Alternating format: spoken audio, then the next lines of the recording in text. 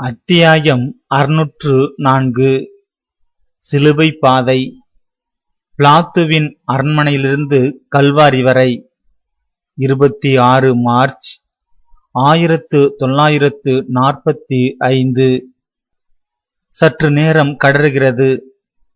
அரை மணிக்கு மேல் இராது, அதற்கும் குறைவாக கூட இருக்கலாம். சேசுவை கொலைப்படுத்தும் அலுவல் ஒப்படைக்கப்பட்டுள்ள லோஞ்சினியூஸ் கட்டளை கொடுக்கிறான். சேசு தம் சிலுவையை பெற்றுக்கொண்டு புறப்படுவதற்கு அவரை இன்னும் வெளியே தெருவிற்கு கொண்டு வரவில்லை. 2-3 தடவை லோஞ்சினியூஸ் சேசுவை உற்று பார்த்து கொண்டான். அந்த பார்வையில் இரக்கம் தோய்ந்திருந்தது. அது சில சந்தர்ப்பங்களுக்கு பழக்கப்பட்ட பயிற்சி பெற்ற பார்வையாயிருந்தது. அவன் இன்னொரு படை வீரனுடன் சேசுவை அணுகி அவருக்கு தாக சாந்திக்காக பானம் வழங்குகிறான். நான் நினைக்கிறேன் அது ஒரு பாத்திரம் திராட்சை ரசம் என்று. இளம் சிவப்பு மஞ்சளான ஒரு பானத்தை ஒரு இராணுவ பருகு களத்திலிருந்து ஊற்றி கொடுத்து, இது உமக்கு நல்லது, நீர் தாகமாயிருக்க வேண்டுமே, வெளியே வெயிலாயிருக்கிறது, இடமும் தூரம் என்கிறான். உம்முடைய இரக்கத்திற்காக கடவுள் உமக்கு சன்மானம் அளிப்பாராக. ஆனால் உம்முடைய தேவைக்கு அது இல்லாமல் போக வேண்டாம் என்று சேசு பதில் கூறுகிறார். நான் ஆரோக்கியமாகவும் திடமாகவும் இருக்கிறேன். நீர் எனக்கு அது இல்லாமல் போகாது. அப்படி இல்லாவிட்டாலும் கூட உம்மை கொஞ்சம் தேற்றும்படியாக இதை தாராளமாய் செய்வேன். ஒருமிடரு அஞ்ஞான மார்க்கத்தாரை நீர் வெறுக்கவில்லை என்று எனக்கு காட்டும்படி. அப்போது சேசு அதை மறுக்கவில்லை. அந்த பானத்தில் ஒரு மிடரும் பருகுகிறார். அவரே அதை வாங்கி பருக முடிகிறது. ஏனென்றால் அவருடைய கரங்கள் அவிழ்த்து விடப்பட்டுள்ளன. அவர் கையில் கோலும் இல்லை. சிவப்பு சால்வையும் அகற்றப்பட்டிருந்தது. அந்த நல்ல குளிர்ந்த பானம் அவருடைய காய்ச்சலுக்கு ஒரு பெரும் ஆறுதலாக இருந்திருக்கும் என்றாலும் அதற்கு மேல் பருக அவர் மறுத்துவிட்டார். வெளிரிய அவருடைய கன்னங்களில் சிவப்பு கோடுகளாகவும் உதடுகளின் வறட்சியிலும் அந்த காய்ச்சல் காணப்படுகிறது. இன்னும் கொஞ்சம் பருகும். இது தண்ணீரும் தேனும் தான். இது உமக்கு திடமாயிருக்கும், உம் தாகத்தையும் தணிக்கும். உம்மை பார்த்து எனக்கு இரக்கமாயிருக்கிறது. மெய்தான், நான் பரிதாபப்படுகிறேன். யூதர்களுக்குள் கொல்லப்பட வேண்டியவர் நீரல்ல. யார் அறிவார்கள்? உம்மை நான் பகைக்கவில்லை. அவசியமான வேதனை மாத்திரமே நீர் அனுபவிக்க செய்ய நான் முயற்சி பண்ணுவேன். ஆயினும் சேசு அதற்கு மேல் பருகவில்லை. அவர் உண்மையாகவே தாகமாயிருக்கிறார். அதிக இரத்தம் இழந்தவர்களும் காய்ச்சல் கண்டவர்களும் அனுபவிக்கும் கொடிய தாகம். நோயுணர்ச்சியை மாற்றுகிற மருந்து எதுவும் அதில்லை என்பது அவருக்கு தெரியும். ஆயினும் அதை அவர் பருகவில்லை. குறைவான வேதனைப்பட அவர் விரும்பவில்லை. இப்போது நான் சொல்வதை ஓர் உள் ஒளியால் சொல்லினென்று அறிகிறேன். அந்த ரோமினுடைய இரக்கம் தேனினால் இனிப்பூட்ட பெற்ற தண்ணீரை விட அவருக்கு அதிக தேற்றரவாயிருந்தது. சேசு அவனை நோக்கி, இந்த ஆறுதலுக்காக கடவுள் தம் ஆசிரியர்களால் உமக்கு வெகுமானம் அளிப்பாராக என்று கூறி சிறு புன்னகை செய்கிறார். அவருடைய காயப்பட்டு வீங்கிய உதடுகளால் இருதயத்தை அறுக்கும் புன்னகை அது. அந்த திரு அதரங்கள் கஷ்டத்தோடுதான் அசைகின்றன. கசைகளால் அடிபட்ட பின் அரண்மனை முற்றத்தில் வைத்து அவருடைய மூக்கிற்கும் வலது கண்ண எலும்பிற்கும் நடுவே குண்டாம் தடியால் அவர் பட்ட அடியின் காயம் பெரிதாக வீங்கியிருந்ததும் அதற்கு காரணமாயிருந்தது. 2 கல்வர்களும் ஒவ்வொருவனும் 10 படை வீரர்கள் சூழ வந்து செல்கிறார்கள். புறப்பட நேரமாயிற்று. இறுதி கட்டளை கொடுக்கிறான் லோஞ்சினியூஸ். 100 போர் சிப்பாய்கள் 2 வரிசைகளாக ஒரு சேவகனுக்கும் அடுத்த சேவகனுக்கும் இடையில் சுமார் 3 மீட்டர் இடைவெளியில் நிறுத்தப்படுகிறார்கள். அப்படியே அவர்கள் சதுக்கத்துக்கு வருகிறார்கள். அங்கே வேறு 100 சேவர்கள் சதுர வடிவில் ஆள் தடுப்பு வேலியாக நிறுத்தப்பட்டிருக்கிறார்கள். கூட்டத்தை பின்னால் தள்ளியபடி ஊர்வலத்து ஜனக்கூட்டம் தடை செய்யாமல் இருக்க இந்த ஏற்பாடு. சதுக்கத்தில் ஏற்கனவே 10 பேர் கொண்ட குதிரைப்படை நிற்கிறது. படையில் பதவி வகிக்காத ரோமி சின்னம் தாங்கும் ஒரு இளம் ஆணையின் அதற்கு தலைமை தாங்குகிறான். செந்துரையான லோஞ்சினியூஸ் கருப்பு குதிரையின் கடிவாளம் ஒரு காலாட்படை வீரன் கையில் உள்ளது.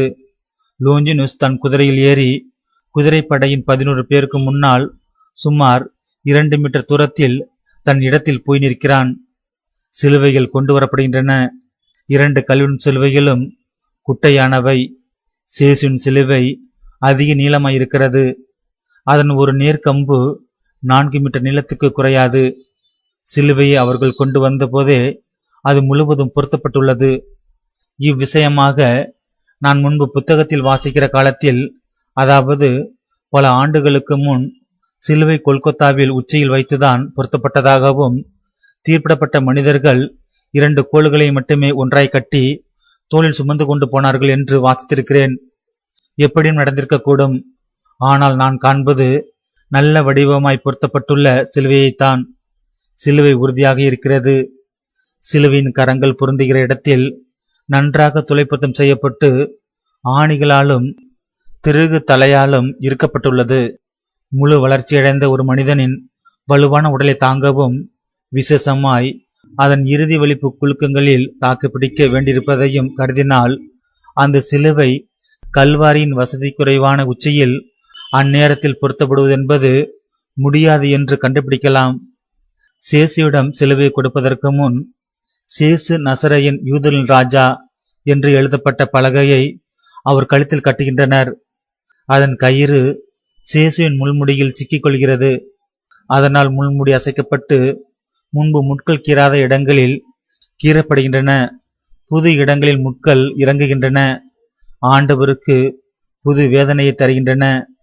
மீண்டும் ரத்தம் பீரிட்டு பாய்கிறது. கொடுமை வெறியால் ஜனக்கூட்டம் சிரிக்கிறது. வசை பேசி சபிக்கிறது. எல்லாம் தயாராகிவிட நடக்கும்படி லோஞ்சினுஸ் உத்தரவிடுகிறான். நசரேயன் முதலில், அதற்கு பின் 2 கல்வர்களும், 10 சிப்பாய் கொண்ட அணி ஒவ்வொருவரையும் சுற்றியும், மற்ற 70 பேரும் 2 பக்கங்களிலும் கூடுதல் காவலராக. தீர்ப்பிடப்பட்டவர்கள் மரணமடையக்கூடிய வகையில் தாக்கப்பட அனுமதிக்கிறவர்கள் அதற்கு பொறுப்பாளிகளாவர் என்று கூறுகிறான். முகப்பு மண்டபத்திலிருந்து சதுக்கத்துக்கு இறங்கிற 3 படிகளிலும் சேசு இறங்கி வருகிறார். அவர் மிக மிக பலவீனமான நிலையில் இருக்கிறார் என்பது உடனே தெரிந்து விடுகிறது. ரணங்களால் நிரம்பியிருக்கிற அவருடைய திருத்தோளின் மீது பாரமாய் படிந்திருக்கிற சிலுவையும், அவருடைய கழுத்தில் அறுத்தபடி முன்னால் தொங்கி ஆடுகிற எழுத்து பலகையும், அந்த படிகளிலும் நிரப்பியில்லாத தரையில் பட்டு எவ்வுகிற சிலுவை நெடுங்கோலும் தடை செய்வதால் சேசு இறங்கி வரும்போது ஆடி அசைந்து தள்ளாடுகிறார். சேசு இப்படி தயங்கி தள்ளாடுவதைக் கண்ட யூதர்கள் சிரிக்கிறார்கள். அவர்கள் போர் செய்வரை பார்த்து, அவனை தள்ளிவிடுங்கள், கீழே விழத்தாட்டுங்கள், தூசணம் சொன்னவன் தூசியில் கிடக்கட்டும் என்கின்றனர். ஆனால் சேவகர் தாங்கள் செய்ய வேண்டியதை மட்டுமே செய்கிறார்கள். அதாவது தீர்ப்பிடப்பட்டவரை பாதை நடுவில் நடந்து செல்லும்படி கூறுகிறார்கள். லோஞ்சினுஸ் தன் குதிரையை செலுத்த ஊர்வலம் மெல்ல அசைகிறது. செந்தூரியன் சேசு எவ்வளவு தூரம் தாங்குவார் என்பதை பற்றி ஐயப்பட்டதால் கொல்கத்தாவுக்கு சீக்கிரம் போய் சேர குறுக்கு பாதை வழியே செல்ல எண்ணுகிறான். ஆனால் கட்டுப்படற்ற கூட்டம் அதை விரும்பவில்லை. அவர்களில் அதிக தந்திரமுடையவர்கள் முன்கூட்டியே ஓடி சென்று பாதை பிரிகிற சந்தியில் நின்று கொள்கிறார்கள். பாதையின் ஒரு பிரிவு மதில்களை நோக்கியும் மற்றொரு பிரிவு பட்டணத்தை நோக்கியும் செல்கின்றது. லோஞ்சினுஸ் மதில் பக்கம் போகிற பிரிவில் ஊர்வலத்தை செலுத்த தொடங்கிய போது அவர்கள் கலகம் பண்ணி கூச்சலிட்டு, நீர் இப்படி செய்யக்கூடாது, தீர்ப்பிடப்பட்டவர்கள் தாங்கள் குற்றம் புரிந்த பட்டணத்தில் காட்டப்பட வேண்டுமென்று சட்டம் சொல்கிறது என்று கத்துகிறார்கள். பின் வரிசையில் இருந்த யூதர்கள் முன்னால் போகிறவர்கள் தங்களின் ஒரு உரிமையை பறிப்பதாக கருதி தங்கள் கூட்டாளிகளுடன் சேர்ந்து கூச்சலிடுகிறார்கள். அமைதியை காப்பதற்காக லோஞ்சினுஸ் பட்டணத்தை நோக்கி செல்லும் பாதை வழியே திரும்புகிறான். அதில் கொஞ்ச தூரம் சென்ற பின் 10 சேவகரில் ஒருவனை வரும்படி சைக்கினை காட்டுகிறான். 10 சேவகரில் ஒருவனை என்று குறிப்பிடுவது பதவி வகிக்காத சிப்பாயைத்தான். ஒழுங்கு காக்கும் உத்தியோகஸ்தன் என அவனை கூறலாம். அவனிடம் செந்தூரியன் ஏதோ மெல்ல கூறுகிறான். அவன் போய் ஒவ்வொரு 10 சேவர்களிடமும் அதை தெரிவிக்கிறான். அதன் பின் லோஞ்சிஸிடம் திரும்ப வந்து கட்டளையை நிறைவேற்றிவிட்டதை கூறுகிறான். பின் அவன் லோஞ்சினுஸ் பின்னால் தன் இடத்தை அடைகிறான். பெரும் மூச்சு வைத்தபடியே சேசு நடக்கிறார். தரையில் காணப்படும் ஒவ்வொரு குண்டும் குழியும் அவருடைய தள்ளாடும் பாதங்களுக்கு ஒரு கன்னி போல் இருக்கிறது. காயங்களால் நிறைந்த அவருடைய திரு தோள்களுக்கு வதைப்பாக இருக்கிறது. முள்முடி சுட்டப்பட்ட அவருடைய திரு சிரசு சித்திரை விதைப்படுகிறது. மிகவும் வெப்ப அனலாயிருக்கிற வெயிலும் அவ்வாதனைக்கு காரணமாயிருக்கிறது. சமய சமயம் சூரியன் கனத்த மேகங்களுக்கு பின்னால் மறைந்தாலும் அது நேரே உச்சியில் பிரகாசிப்பதால் வெயில் எரியத்தான் செய்கிறது. சேசு களைப்பாலும் காய்ச்சலாலும் உஷ்ணத்தாலும் இறுக்கமுற்றிருக்கிறார். வெயில் வெளிச்சமும் கேட்கிற கூச்சல்களும் அவருக்கு கொடிய வேதனையாய் இருக்கிறதென நினைக்கிறேன்.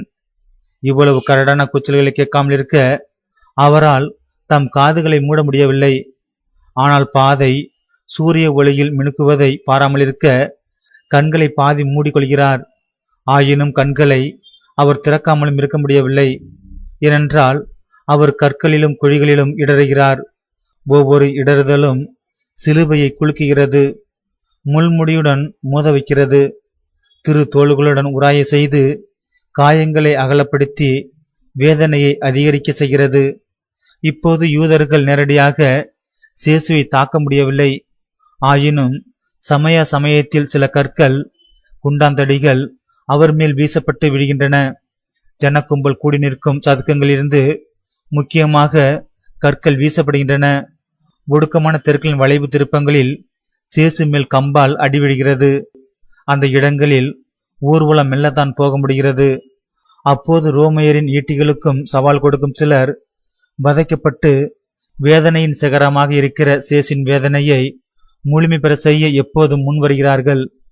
போர் சேவகர் தங்களால் முடிந்தவரை சேசுவை பாதுகாக்கிறார்கள். ஆனால் அப்படி பாதுகாக்க முயலும்போது அவர்களாலும் ஆண்டவர் மேல் அடிவிடுகிறது. ஏனென்றால் அவருடைய நீண்ட ஈட்டிகளை அவ்வளவு குறுகலான தெருக்களில் வீசும்போது அவை அவர் மேல் தாக்கி அவரை தடுமாற செய்கின்றன. ஊர்வலம் ஒரு குறிப்பிட்ட இடத்திற்கு வந்து சேர்ந்ததும் போர் சேவர்கள் கூச்சல்களையும் எரிச்சல்களையும் சட்டை பண்ணாமல் திடீரென திசையை மாற்றி நேராக மதிலில் நோக்கி கீழிறங்கி போகிற பாதையில் அதை செலுத்துகிறார்கள். கொலைக்களத்திற்கு சரியான குறுக்கு பாதை அது. சேசு மேலும் மேலும் மூச்சு திணறுகிறார். அவருடைய முகத்திலிருந்து வடியும் வியர்வை முள்முடியின் காயங்களிலிருந்து ஒழுகும் இரத்தத்துடன் கலந்து பாய்கிறது. ஈரமாயிருக்கும் அவருடைய முகத்தில் புழுதி ஒட்டி கொண்டு அதில் ஒரு விதமான கரையாகப்படுகிறது. காரணம், இப்பொழுது காற்று வீசுகிறது. காற்று சுழன்று வீச தூசி மேல் எழுப்பப்பட்டு பின் கண்களுக்குள்ளும் தொண்டைகளுக்குள்ளும் போகிறது. நியாயவாத வாசலின் அருகே அநேக மக்கள் கூடி நிற்கிறார்கள். அதாவது முன் யோசனையோடு நின்று பார்ப்பதற்கு நேரத்தோடு வந்து நல்ல இடமாக பிடித்து கொண்டிருக்கிறார்கள். அந்த இடத்திற்கு சேசு வந்து சேரும் முன் அவர் கீழே விழ பார்த்தார். ஒரு போர் வீரன் சடரென்று அங்கு வந்து அவர் கீழே விழாதபடி காப்பாற்றுகிறான். அவன் மேல் சேசு சாய்ந்ததால் தரையில் விழாமல் தப்பினார். ஜனக்கும்பல் சிரிக்கிறது. அவனை அப்படியே விடுங்கள், அவன் எல்லாரையும் எழுந்திரு என்று சொல்வான். இப்பொழுது அவனை எழும்பட்டும் என்று பரிகாசம் செய்கிறது. அந்த வாசலுக்கு அப்புறமாக ஒரு சிற்றோடையும் ஒரு சின்ன பாலமும் உள்ளன.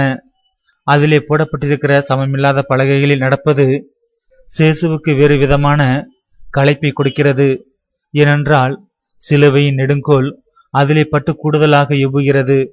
மேலும் அங்கே யூதர்களுக்கு அவர் மேல் வீச நிறைய கற்கள் கிடைக்கின்றன. ஓடையின் கற்கள் பறந்து வந்து அவரை தாக்குகின்றன. அதிலிருந்து கல்வாரியின் ஏற்றம் தொடங்குகிறது. ரோடு வெறுமையாயிருக்கிறது. ஒரு சிறு நிழல் கூட இல்லை. ரோட்டில் பதிக்கப்பட்டுள்ள கற்கள் நிரப்பி இல்லாமல் உள்ளன. ரோடு நேரே மேலே ஏறுகிறது. முன்பு நான் நூல்களை வாசித்து வந்த போது கல்வாரி ஒரு சில மீட்டர்கள் உயரத்தில் இருப்பதாக படித்திருந்தேன். அது அப்படி இருக்கலாம். கல்வாரி நிச்சயமாக ஒரு மலையல்ல, அது ஒரு குன்று. பிளாரன்சிஸ் அச்சிஸ்ட மினியோட்ராவின் பேராலயம் இருக்கிற இடத்திலுள்ள லுங்கானிக்கு சிலுவைகளின் குன்று எவ்வளவு தாழ்ந்திருக்கிறதோ அதைவிட நிச்சயமாக அது தாழ்ந்ததா இல்லை. அவ்வளவு உயரமில்லையே என்று சிலர் சொல்லலாம். ஆம், நல்ல ஆரோக்கியத்துடனும் வலிமையுடனும் இருக்கிற ஒருவனுக்கு அது அவ்வளவு உயரமில்லைதான். ஆனால் பலவீனப்பட்ட ஒரு இருதயம் அது உயரமா இல்லையா என்று உணர்ந்து கொள்ளும். இருதய நோயால் நான் துன்பப்பட தொடங்கிய பின் அது ஒரு சிறிய அளவில் இருந்த போதிலும் மிகவும் வேதனைப்படாமல் மேலே ஏறி போக என்னால் கூடவில்லை. அடிக்கடி நின்றுதான் நான் ஏற முடிந்தது. என் தோளில் எந்த சுமையும் நான் கொண்டு செல்லவும் இல்லை. சிஎஸ்சியின் இரத்த வேர்வைக்கும் அவருடைய கசடிக்கும் பிறகு அவருடைய இருதயம் மிக மோசமான நிலையில் இருந்திருக்க வேண்டுமென நினைக்கிறேன். ஆகவே மேலே ஏறுவதில் சேசு மிகவும் அதிகமாக வேதனைப்படுகிறார். சிலுவையும் அவ்வளவு நீளமாயிருந்ததினால் மிகவும் பாரமாக இருந்திருக்க வேண்டும். பாதையிலே ஒரு கல் நிமிர்ந்து நிற்கிறது. அவர் மிகுந்த சோர்வடைந்துள்ளதால் பாதங்களை ஒரு சிறு அளவுதான் உயர்த்த அவரால் முடிகிறது. அதனால் அவர் இடறி வலது மூட்டு ஊன்றி கீழே விழுகிறார். இடது கையால் தம்மையை பிடித்துக் கொள்கிறார். ஜனக்கும்பல் அக்களிப்பால் ஊழிடுகிறது. சேசு மீண்டும் இடுகிறார்.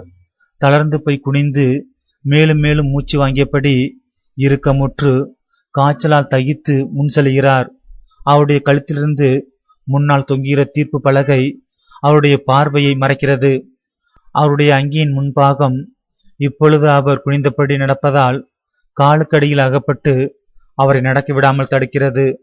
மறுபடியும் அவர் இடறி 2 முழங்காலில் கீழே விழுகிறார். ஏற்கனவே காயம்பட்ட அந்த முழங்கால்களில் மறுபடியும் காயம் ஏற்படுகிறது. சிலுவை அவருடைய பிடியிலிருந்து விலகுகிறது. அவருடைய முதுகிலே வலுவாக தாக்கி தரையில் விழுகிறது. அவரோ குனிந்து அதை எடுத்து திரும்பவும் தோளில் வைக்க மிக்க வேதனையோடு சிரமப்படுகிறார். அப்படி அவர் செய்யும் போது அவருடைய வலது தோளில் சிலுவை அழுத்தி தைத்ததினால் ஏற்பட்ட காயத்தை தெளிவாக பார்க்க முடிகிறது. அந்த காயம் கசடியால் ஏற்பட்ட பல வடுக்களையும் திறந்து எல்லாம் சேர்ந்து ஒரே காயமாகிவிட்டது. இரத்தமும் இரத்த நிணநீரும் சவ்வூடு கசிவாக வெளிவருகின்றன. அதனால் அவருடைய வெள்ளை உள்ளங்கி சிவப்பாக கரைப்பட்டிருக்கிறது. அவர் அவ்வளவு மோசமாய் கீழே விழுந்ததை பற்றி சந்தோஷத்தால் கைகொட்டுகிறது ஜனக்கூட்டம். லோஞ்சினியூஸ் அவசரப்படுத்துகிறான். போர் சேவகர் தங்கள் உடைவாளின் தட்டை பகுதியால் சியேசுவை தள்ளி முன் செல்ல செய்கிறார்கள். அவர் அப்படி உந்தப்பட்டாலும் மிக மெதுவாகவே நகருகிறார். மயக்கமுற்றவர் போல் அங்கும் இங்கும் தள்ளாடுகிறார். ரோட்டில் அங்கும் இங்கும் அலைந்து காவலர் வரிசையில் மோதுகிறார். அதை கவனித்த ஜனக்கூட்டம் கூச்சலிட்டு அவனுடைய போதனை அவனை தலைக்கேறிவிட்டது. எப்படி ஆடுகிறான் பார் என்கிறது. குருக்களும் வேத பாதகரும் சிரித்துக்கொண்டு, இல்லை, இது லாசர் வீட்டு விருந்தின் மதுபானம் என்கிறார்கள். விருந்து நன்றாயிருந்ததா? எங்கள் விருந்தை இப்போது புசி என்றும் இதுபோல் பலரும் சொல்கிறார்கள். இடைக்கிடையே திரும்பி பார்த்து கொள்கிற லோஞ்சினியூஸ் அவருக்காக வருத்தப்படுகிறான். சில நிமிடங்கள் ஊர்வலத்தை நிறுத்தி வைக்கிறான். அதற்காக ஜனக்கும்பல் அவனை வைத்து திட்டுகிறது. அது அதிகரிக்கவும் அவன் படை வீரர்களுக்கு ஜனங்களை தாக்க உத்தரவிடுகிறான். கோழையரின் கூட்டம் ஆபத்தாக பிரகாசிக்கிற ஈட்டிகளை கண்டதும் கூச்சலிட்டபடி ஓடுகிறது. அங்கும் இங்கும் குன்றின் பக்கங்களில் இடறி விழுகிறது. இவ்விடத்தில் ஓடாமல் நிற்கிற கொஞ்சம் மக்களுள் ஒரு சிறு கூட்டமான இடையர்கள் சில இடிபடுகளுக்கு பின்னால் இருந்து வருவதை காண்கிறேன். அது இடிந்த ஒரு குட்டை சுவராய் இருந்திருக்கக்கூடும்.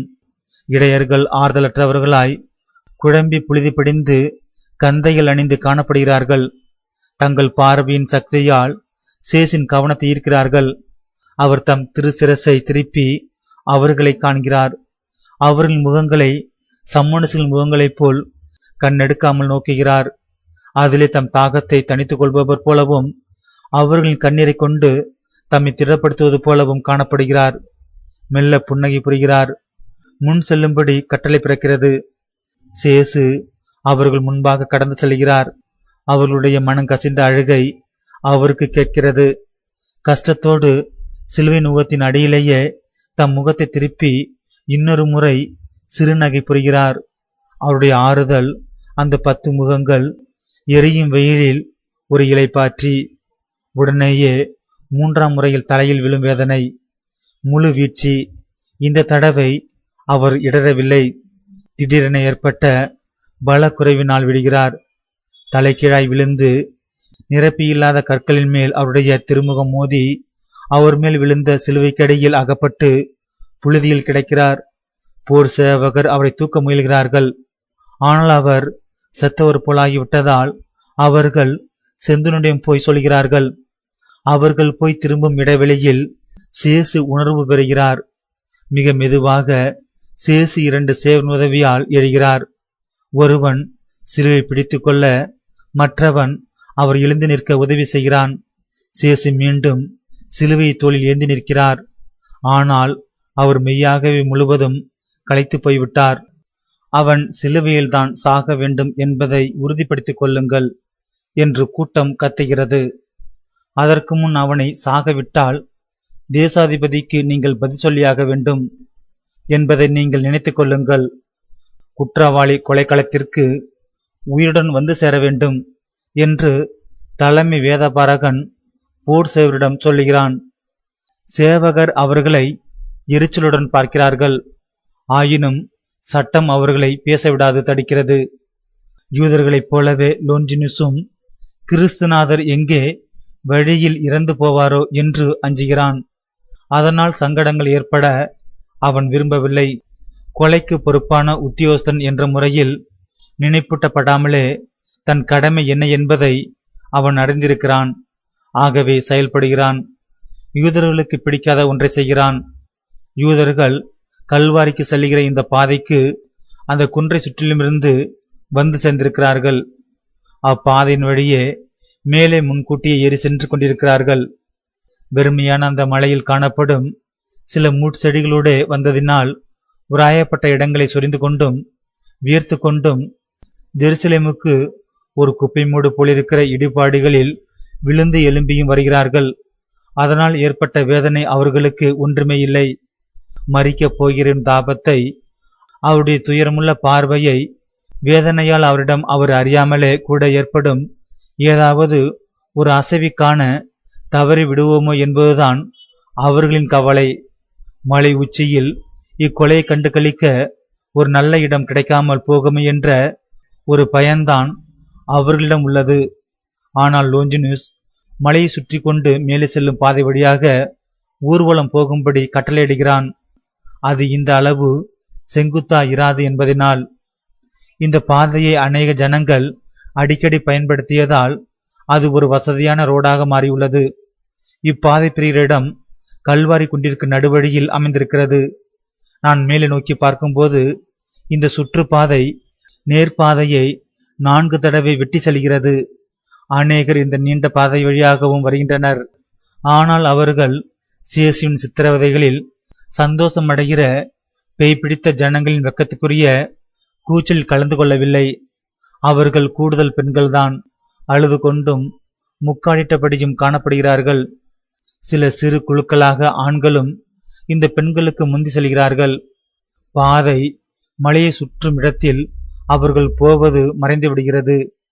இங்கிருந்து கிடைக்கிற கல்வாரின் காட்சி ஒரு பக்கம் அழகு போல் நீட்டிக்கொண்டும் மறுபுறம் செங்குத்து இறக்கமாகவும் தெரிகிறது. சேசுவை பின்தொடர்ந்து போகிறவர்கள் கோப வேஷத்துடன் கத்துகிறார்கள். அவர் கீழே விழுவதை காண்பது அவர்களுக்கு அதிக சுவையாயிருக்கிறது. தீர்ப்படைந்த அவரையும் அவரை இட்டு செல்கிறவர்களையும் அசுத்த மொழிகளால் வசைபேசும் அவர்களில் சிலர் ஊர்வலத்துடன் வருகிறார்கள்.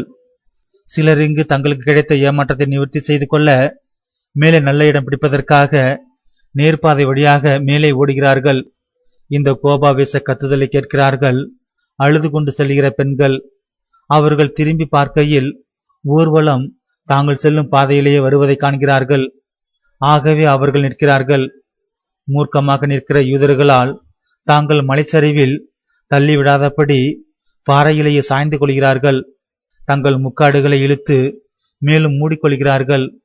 ஒரு ஸ்திரீ முஸ்லிம்களைப் போல் தன் கண்களை தவிர மற்றதெல்லாம் மூடியபடி நிற்கிறாள். அவர்கள் எல்லாருமே நிறை ஆடை தரித்துள்ளார்கள். ஒரு வலுவுள்ள முதியவர் அவர்களுக்கு பாதுகாப்பாக நிற்கிறார். அவரும் தன் அங்க வஸ்திரத்தால் தன்னை முழுவதும் மூடியிருப்பதால் அவர் முகம் எனக்கு தெளிவாக தெரியவில்லை. அவருடைய இருண்ட மூடாங்கிற்கு வெளியே தெரிகிற நரைத்த தாடிதான் காணப்படுகிறது. சேசு அவர்களின் பக்கமாக வந்தபோது அவர்கள் சத்தமாக அழுது அவருக்கு தாழ்ந்து வணக்கம் செய்கிறார்கள். பின் திடமாக முன்னால் நடக்கிறார்கள். போர் சேவர்கள் அவர்களை தங்கள் ஈட்டியினால் பின்னால் விரட்டியிருப்பார்கள். ஆனால் அங்கே என்ன இடையூறு நடக்கிறது புதிதாக என்று பார்க்க வந்த ரோமி சின்னம் தாங்கிய பதவி வைக்காத சேவகன் அப்போது குதிரையில் அங்கே வரவும், அவன் முன்பாக முஸ்லிம் போல் முழுவதும் தன்னை மூடியுள்ள ஸ்திரீ ஒரு கணம் தன் முக்காட்டை அகற்றுகிறாள்.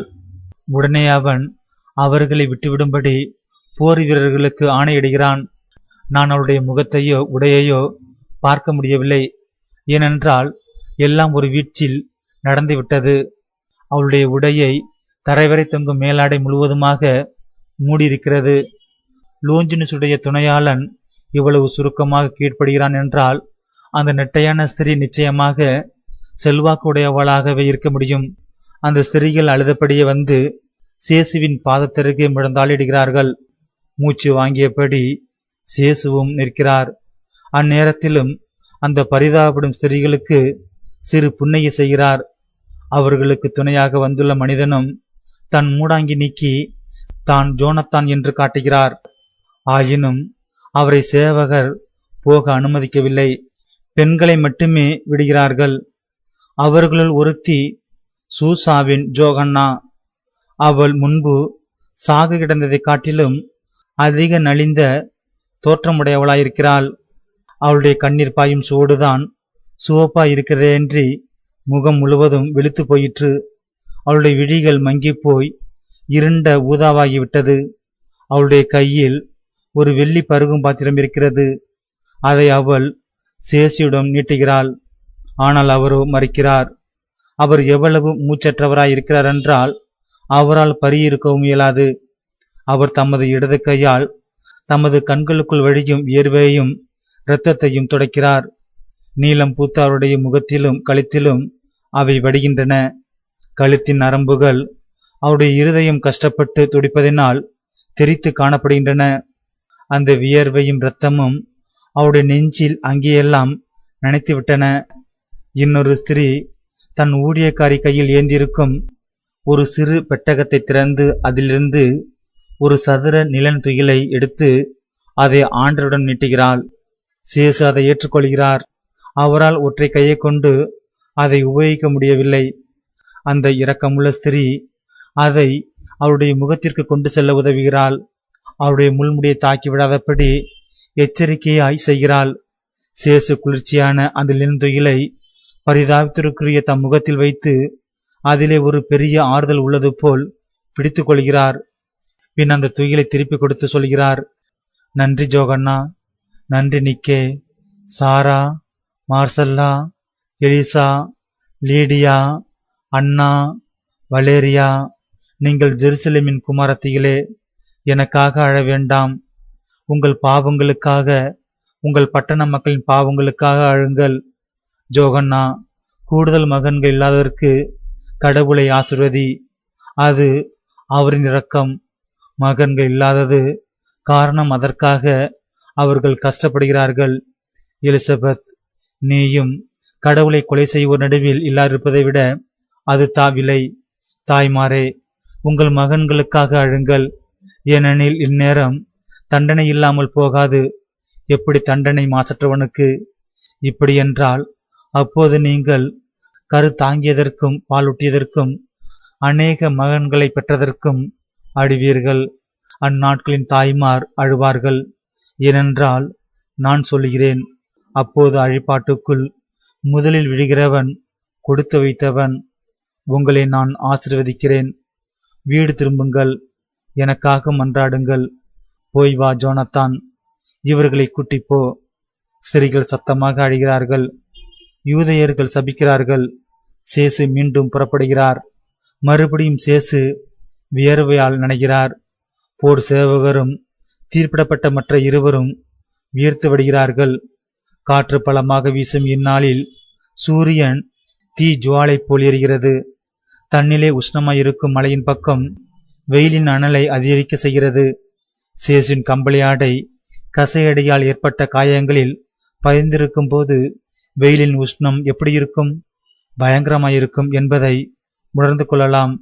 ஆனால் அவர் முனகவில்லை. இந்த பாதை அதை போல் செங்குத்தாக இல்லை. இப்பொழுது அவர் இழுத்து இழுத்து நடக்கிற கால்களுக்கு ஆபத்தாயிருந்த கரடு முரடான கற்களும் இல்லை. அப்படி இருந்தும் சேசு மேலும் மேலும் தள்ளாடுகிறார். போர் சேவ் வரிசைகள் மீது இங்கு ஒரு தடவை அங்கு ஒரு தடவையாக மோதுகிறார். முன்னை விட கூடுதலாக கூனி காணப்படுகிறார். இந்நிலையை சமாளிக்க அவர்கள் அவருடைய இடையை சுற்றி ஒரு கயிற்றை கட்டி இரு முனைகளையும் கடிவாள கயிறு போல் பிடித்துக் கொள்கிறார்கள். இது அவரை தாங்கினாலும் அவருடைய சுமையை குறைக்கவில்லை. மாறாக கயிறு சிலுவையுடன் மோதி அதை ஓயாமல் அசைக்கிறது. சிலுவையின் அசைவால் முள்முடி தாக்கப்படுகிறது. முள்முடியால் ஆண்டர் நெற்றி முழுவதும் வடு காயமாக மாறியுள்ளது. மேலும் அக்கயிறு பல காயங்களுள்ள அவருடைய இடையில் உராய்ந்து அவை மேலும் மேலும் இரத்தம் சொரிய காரணமாகிறது. அவருடைய வெள்ளை அங்கி இளம் சிவப்பாக நிறம் மாறி தெரிகிறது. இப்படியாக அவருக்கு உதவி செய்ய போய் அவரை அதிக வேதனைக்குத்தான் உட்படுத்துகிறார்கள். மலையை சுற்றி செல்லும் ரோடு செங்குத்தான பாதையின் பக்கத்தில் வந்து கொண்டிருக்கிறது. அங்கே மாதா அருளப்பருடன் நிற்கிறார்கள். மலை சரிவில் உள்ள நிழலடியில் அருளப்பர் மாதாவை கூட்டிக் கொண்டு வந்திருக்கிறார். அவர்களுக்கு சற்று விடுதலையாய் இருக்கும் பொருட்டு. அந்த இடம்தான் மிக செங்குத்தானது. அதை சுற்றி வேறு ரோட்டு பாதை இல்லை. அவ்விடத்திற்கு மேலும் கீழும் மலை சரிவு செங்குத்தாய் தெரிகிறது. அதனாலேயே அக்கொடியவர்கள் அதை விட்டுவிட்டார்கள். அது வடக்கு பக்கமாய் இருப்பதால் நிழல் ஏற்படுகிறது. மாதா மலையில் சாய்ந்து நிற்கிறார்கள். அவர்கள் மிகவும் களைப்படைந்து மூச்சு வாங்கி மரண வெளியிடுதலுடன் காணப்படுகிறார்கள். கருமையான நீல ஆடை அணிந்திருக்கிறார்கள். கைவிடப்பட்ட பரிதாபத்துடன் அருளப்பர் மாதாவை பார்க்கிறார். அவருடைய முகமும் வெளிரி தேய்ந்து களைப்புற்று அகன்ற கண்களுடன் குழி விழுந்த கன்னங்களுடன் நோய் பிடித்தது போல் தோன்றுகிறது. மற்ற ஸ்திரீகள் லாசரின் மரியா, மார்த்தா, அல்பியூசின் மேரி, செபதியுன் மேரி, கானாவூர் சூசன்னா, ராபோஜன வீட்டு எஜமானி, இன்னும் எனக்கு தெரியாத சிலரும் ரோட்டின் நடுவில் நின்று சேசு வருகிறாரா என்று பார்க்கிறார்கள். லோஞ்சினியூஸ் வருவதை காண்கிறார்கள். கண்டதும் அவர்கள் மாதாவிடம் துரிதமாய் வந்து அறிவிக்கிறார்கள். மாதாவை அருளப்பர் முழங்கையால் பிடித்து தாங்கிக் கொள்ள மாதா மலைப்பக்கத்தை விட்டு ரோட்டின் மத்தியில் வந்து தயங்காமல் இருக்கிறார்கள். லோஞ்சினியூஸ் வந்தபோதுதான் ஒதுங்குகிறார்கள். அவன் தன் கருப்பு குதிரையின் மேலிருந்து மாதாவையும் வாடி வெளியேறிய அருளப்பரையும் பார்க்கிறான். லோஞ்சினியூஸ் தலை அசைத்துவிட்டு 11 குதிரை வீரர்களும் பின்தொடர கடந்து செல்கிறான்.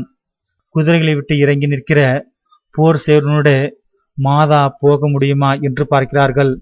அவர்களோ சீக்கிரம் போய் சேர வேண்டுமென்ற அவசரத்தில் தங்கள் ஈட்டிகளை கொண்டு மாதாவை திரும்பி செல்ல வைக்க முயல்கிறார்கள். மேலும் கற்களும் வீசப்படுகின்றன. சேவகரின் இந்த கருணைக்கு எதிர்ப்பு காட்டும்படியாக பக்தியுள்ள ஸ்திரீகளால் ஏற்பட்ட இந்த தாமத்தை முன்னிட்டு யூதர்கள் மறுபடியும் சபித்து பேசுகிறார்கள். ஜல்தி, நாளை பாஸ்கா விழா. இன்று மாலைக்குள் எல்லாம் செய்து முடிக்கப்பட வேண்டும். எங்கள் சட்டத்தை பரிகசிக்கிற நீங்கள் கூட்டு குற்றவாளிகள். எங்களுக்கு நெருக்கடி செய்கிறவர்களே, எங்களை தாக்குகிறவர்களும் அவளுடைய கிறிஸ்துவும் சாகட்டும். இவர்கள் அவனை நேசிக்கிறார்கள். பாருங்கள் எப்படி இவர்கள் அவனை நேசிக்கிறார்கள் என்று. சரி சரி, அவனை கொண்டு போங்கள். அவன் சபிக்கப்பட்ட உங்கள் நித்திய நரகத்தில் கொண்டு வையுங்கள். அவனை உங்களிடம் ஒப்படைத்து விடுகிறோம். எங்களுக்கு அவன் வேண்டாம். வீணர்கள் வீணர்களுடன், குஷ்டம் குஷ்டரோகிகளுடன். லோஞ்சினியூஸ் எரிச்சல் கொள்கிறான். 10 ஈட்டி வீரர்களும் பின்தொடர வசை பேசும் அந்த வேட்டை நாய்களை எரிதித்து தன் குதிரையுடன் பாய்கிறான். அவர்கள் 2ஆம் முறையாக ஓடிப்போகிறார்கள். அப்போது அவன் அங்கே ஒரு வண்டி நிற்பதை காண்கிறான். குன்றின் அடிவாரத்திலுள்ள காய்கறி தோட்டங்களிலிருந்து அது வந்திருக்க வேண்டும். காய்கறிகளுடன் கீழே இருக்கிற பட்டணத்திற்கு போவதற்காக கூட்டம் கடக்கட்டும் என்று அது காத்து நிற்கிறது. சீரனை ஊரானும் அவன் மகன்களும் வினோத பிரியத்தால் அங்கு ஏறி வந்திருக்க வேண்டும். மற்றபடி அவர்கள் மேலே ஏறி வர காரணமில்லை. அவன் 2 மகன்களும் காய்கறி பாரத்தின் மேல் படுத்துக்கொண்டு யூதேயர்கள் ஓடுவதை பார்த்து சிரிக்கிறான். அந்த மனிதனுக்கு 40 அல்லது 50 வயதிருக்கும். நல்ல திட காத்திரனாக இருக்கிறான். வண்டியில் பூட்டப்பட்ட கழுதை பயந்து பின்னால் இழுக்க பார்க்கிறது. அதன் அருகில் நிற்கிற மனிதன் ஊர்வலத்தை உற்று பார்க்கிறான். லோஞ்சினியூஸ் அந்த சீரணை ஊரானை மேலும் கீழும் பார்க்கிறான். அவன் பயப்படக்கூடும் என்று எண்ணிய அவன் உத்தரவிடும் தோரணையில், மனிதா இங்கே வா என்கிறான். அவனோ கேளாதவனைப் போல் இருக்கிறான். ஆனால் லோஞ்சினுஸோடு யாரும் விளையாட முடியாது. தன் கட்டளையை அவன் மறுபடியும் எப்படி கூறினான் என்றால், சீரனையூரான் கழுதின் கடிவளத்தை கயிறுகளை தன் மகன்கள் மேல் எறிந்துவிட்டு செந்தூரியனிடம் வந்து நிற்கிறான். லோஞ்சினுஸ் அந்த மனிதன் தெரிகிறதா என்று கேட்டு சேசுவை சுட்டி காட்டும்படி திரும்புகிறான். அப்போது தன்னை சேசுடன் போக அனுமதிக்குமாறு போர் சேவருடன் கேட்கிற மாதாவை காண்கிறான். அவனுக்கு மாதா மேல் இரக்கம் உண்டாகிறது. அந்த ஸ்திரியை போக விடுங்கள் என்று உத்தரவிடுகிறான். பின் சீரன் ஊரானிடம், அந்த மனிதனால் இந்த சுமையோடு இதற்கு மேல் போக முடியாது.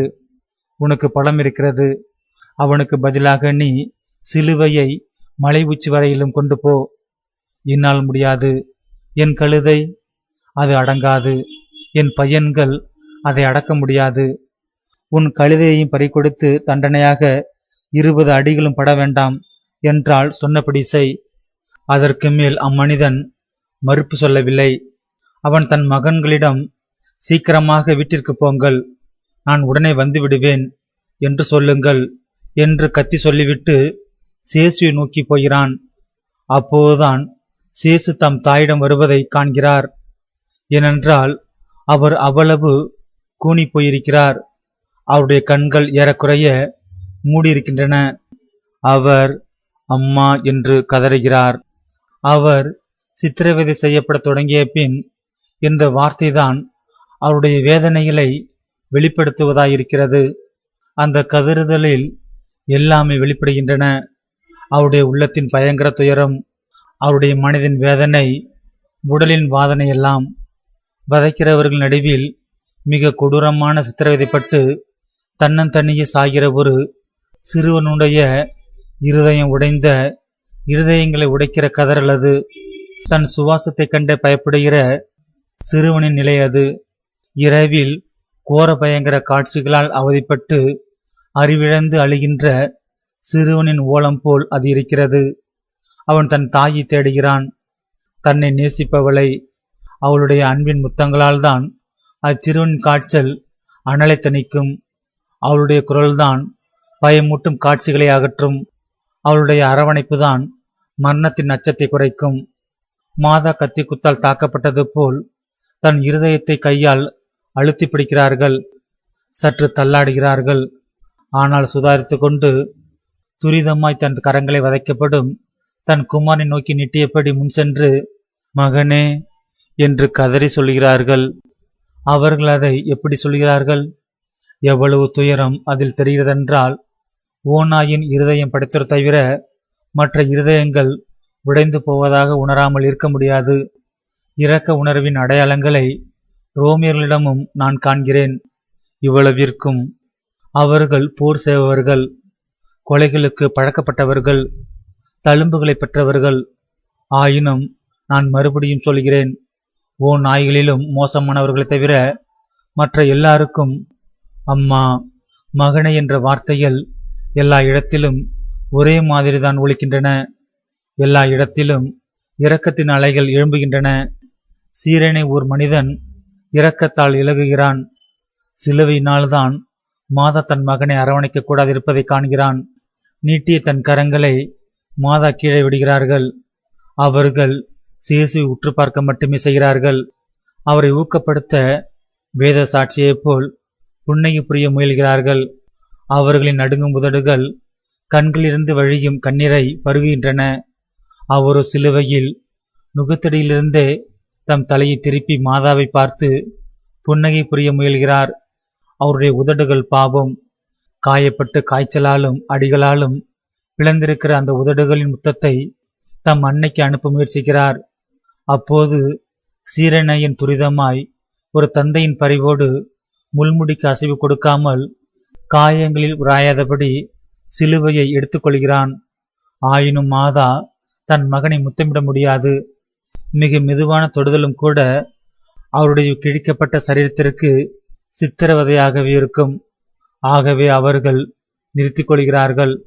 மேலும் அந்த மிக புனிதமான உணர்வுகளுக்கும் ஒரு ஆழ்ந்த தன்னடக்கம் உண்டு. அவை மரியாதையை அல்லது குறைந்தபட்சம் இரக்கத்தை கேட்கின்றன. ஆனால் இங்கோ வினோத பிரியமும் அதற்கு மேலாக பரிகசிப்பும் தான் உள்ளன. அவஸ்தைப்படும் இரு ஆன்மாக்களும் தான் முத்தமிழித்துக் கொள்கின்றன. ஊர்வலம் மீண்டும் தொடர்கிறது. கோபம் பொங்கிய கூட்டத்தின் நெருப்பு அவ்விருவரையும் பிரிக்கின்றது. மாதா மலைப்பக்கமாக தள்ளப்படுகிறார்கள். அங்க எல்லாரும் அவர்களை பரிகாசம் செய்கிறார்கள். இப்பொழுது சீரனைய மனிதன் சிலுவையுடன் சேசின் பின்னால் வருகிறான். அந்த பாரத்திலிருந்து விடுபட்ட சேசு முன்னைய விட எளிதாக முன் செல்கிறார். அவருக்கு கடுமையாக மூச்சு வாங்குகிறது. இருதயத்திலே ஒரு பெரும் வேதனை அல்லது காயம் உள்ளது போல கையால் அடிக்கடி நெஞ்சை மார்பின் நடு எலும்பு பகுதியில் அமுக்குகிறார்.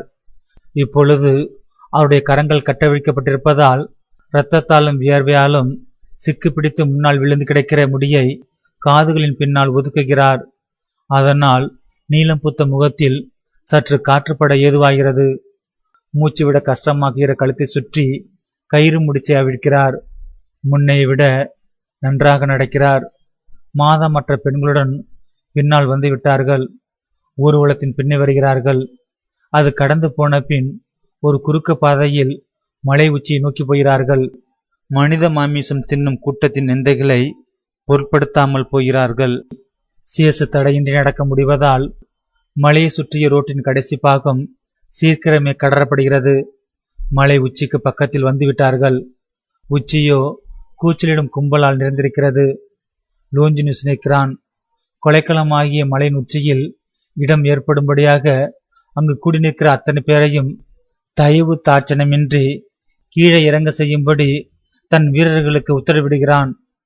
100 படை வீரர்களில் பாதி பேர் மேலே ஓடிவந்து தங்கள் உடை வாள்களையும் ஈட்டிகளையும் கொண்டு அங்கு நின்ற எல்லாரையும் இரக்கமின்றி விரட்டுகிறார்கள்.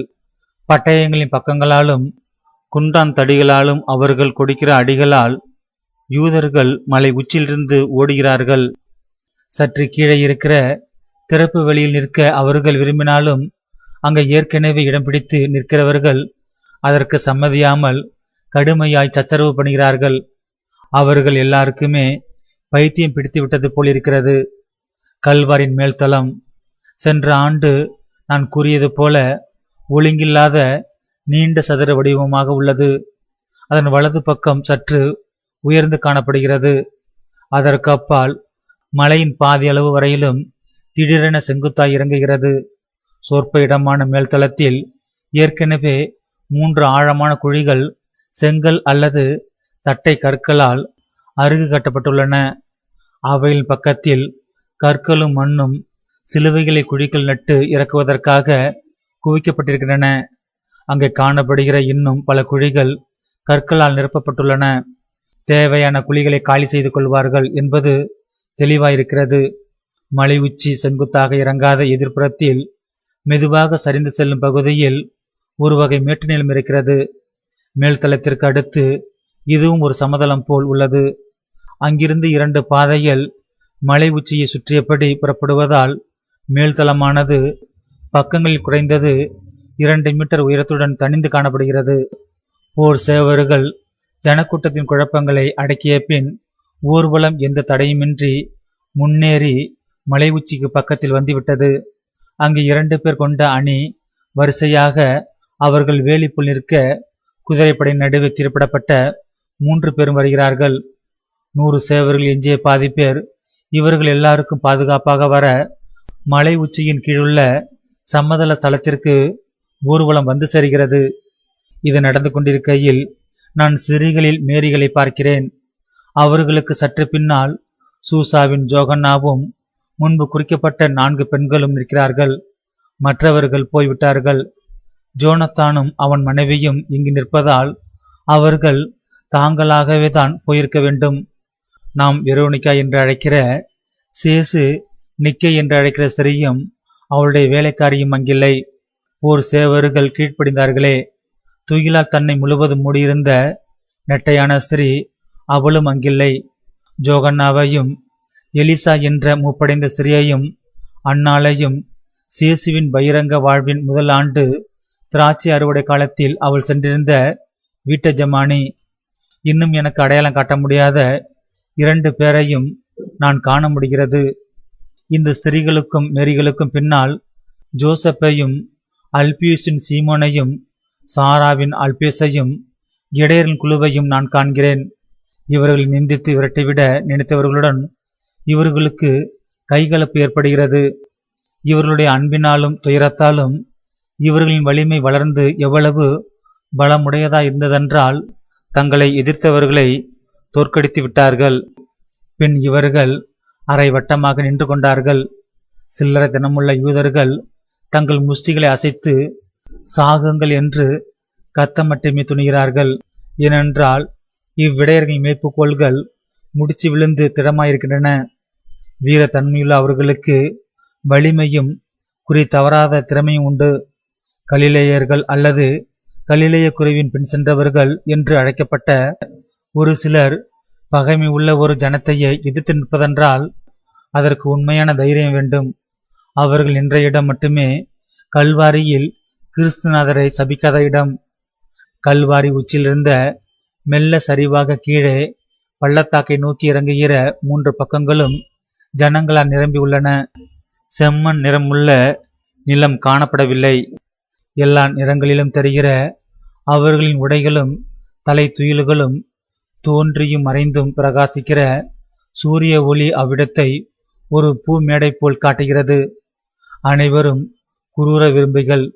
நீரோடைக்கு அப்புறமாக சாலையில் மேலும் அதிகமாக ஆட்கள் நிற்கிறார்கள். மதில்களுக்கு அப்பால் இன்னும் அதிகம் பேர் காணப்படுகிறார்கள். பக்கங்களில் உள்ள மேடுகளிலும் கூடுதலாக மக்கள் நின்று கொண்டிருக்கிறார்கள். பட்டணத்தின் இதர பாகங்கள் ஆளற்று விரிச்சோடி கிடக்கின்றன. நிசப்தம் நிலவுகிறது. எல்லாரும் இங்கே வந்து கூடிவிட்டார்கள். எல்லா அன்பும் எல்லா பகையும் ஒரே இடத்தில் கூடி நிற்கிறது. நேசித்து மன்னிக்கிற அனைத்தும் மௌனம், பகைத்து சபிக்கிற அனைத்தும் கூச்சலும். கொலைப்படுத்தும் பொறுப்புள்ளவர்கள் தங்கள் ஆயுதங்களை தயாரிக்கிறார்கள். குழிகளை காலி செய்து ஆயத்தமாக்குகிறார்கள். தீர்ப்பிடப்பட்டவர்கள் போர் செய்யும் சதுர வடிவ அணிவகுப்பின் நடுவில் காத்து நிற்கிறார்கள். மேரிகள் நிற்கிற இடத்திற்கு எதிரில் ஒரு மூலையில் இடம் பிடித்திருக்கிற யூதர்கள் அவர்களை நிந்தித்து பழித்துக் கொண்டிருக்கிறார்கள். அவர்கள் பரிசுத்த மாதாவையும் அவமானமாய் பழிக்கிறார்கள். கலிலேயர்கள் சாகட்டும், சாகட்டும், அவர்கள் சாகட்டும், அவர்கள் சபிக்கப்படட்டும். தேவதூஷணம் சொன்ன கலிலேயன் சாகட்டும். அவனை பெற்ற உதரத்தையும் சிலுவையோடு சேர்த்து அறையுங்கள். பிசாசுகளை பெற்றெடுக்கும் விரியன் பாம்புகள் ஒழியட்டும். அவர்கள் சாகட்டும். தன் குதிரையிலிருந்து இறங்கிய லோஞ்சினூஸ் மாதாவை பார்க்கிறான். ஜனங்களின் கூச்சலை அடக்கும்படி சிப்பாய்களுக்கு உத்தரவிடுகிறான். தீர்ப்பிடப்பட்ட 3 பின்னால் நின்ற 50 போர் சேவரும் கும்பல் மீது பாய்ந்து மேல் உச்சிக்கு அடுத்த சமதளத்தில் நின்ற அனைவரையும் துரத்தி வெளியேற்றுகிறார்கள். யூதர்கள் ஒருவர் மேல் ஒருவர் மிதித்துக் கொண்டு மலையின் பக்கங்களில் ஓடி போகிறார்கள். மற்ற போர் வீரர்கள் குதிரையை விட்டு இறங்கி ஒருவன் செந்தினுடைய குதிரையையும் மற்ற 11 குதிரைகளையும் நிழலுள்ள ஒரு சரிவிற்கு கொண்டு செல்கிறான். இப்பொழுது லோஞ்சினியூஸ் உச்சிக்கு ஏறுகிறான். சூசாவின் ஜோகன்னா முன் வருகிறாள். அவள் அவனை நிறுத்தி ஒரு பருகு கலத்தையும் பண முடிப்பையும் கொடுக்கிறாள். பின் அவள் அழுது கொண்டே பின்வாங்கி மற்ற பெண்களுடன் போய் சேர்ந்து கொள்கிறாள். கல்வரின் உச்சியில் எல்லாம் தயாராகிவிட்டன. தீர்ப்பு பெற்ற 3 மேலே கொண்டு போகிறார்கள். சேசு தம் தாயின் பக்கமாக கடந்து செல்கிறார். மாதா தன் மேல் துயிலை வாயில் அமுக்கி தன் வேதனை முனகளை அடக்குகிறார்கள். அதை பார்த்துவிட்ட யூதர்கள் சிரித்து ஏளனம் செய்கிறார்கள். மாதாவின் தோளிலே கை கொடுத்து அவர்களை தாங்கிக் கொண்டிருக்கிற சாந்தமான அருளப்பர் திரும்பி அவர்களை முறைத்து பார்க்கிறார். அவருடைய கண்கள் பற்றி எரிகின்றன. ஸ்திரீகளை பாதுகாக்கும் பொறுப்பு அவருக்கு இல்லாதிருந்தால் அவர்களில் ஒருவனுடைய குரல் விலையை அவர் நிறுத்தியிருப்பார் என எனக்கு தோன்றுகிறது. தீர்ப்பிடப்பட்டவர்கள் கல்வரின் உச்சி தளத்தை அடைந்தவுடனே போர் சேவகர் 3 பக்கமும் சூழ்ந்து கொள்கிறார்கள். செங்குத்தான பக்கம் தவிர சீரனை மனிதனை லோஞ்சினிஸ் போகும்படி சொல்கிறான். அவனோ இப்பொழுது அரை மனதோடு போகிறான். கொடுமையினால் அல்ல, அன்பினால். அவன் கலிலேயில் நிற்கிற இடத்தில் தானும் நின்று கொள்கிறான். கிறிஸ்துவின் மேல் விசுவாசம் கொண்டு சிதைக்கப்பட்டவர்களாய் நிற்கிறவர்கள் மேல் வீசப்படும் நிந்தைகளில் அவனும் பங்கு கொள்கிறான். 2 கள்வர்களும் தங்கள் சிலுவைகளை சபித்துக்கொண்டே தரையில் எறிகிறார்கள். சேசு மௌனமாக நிற்கிறார். துயர வழிப்பயணம் முடிந்துள்ளது.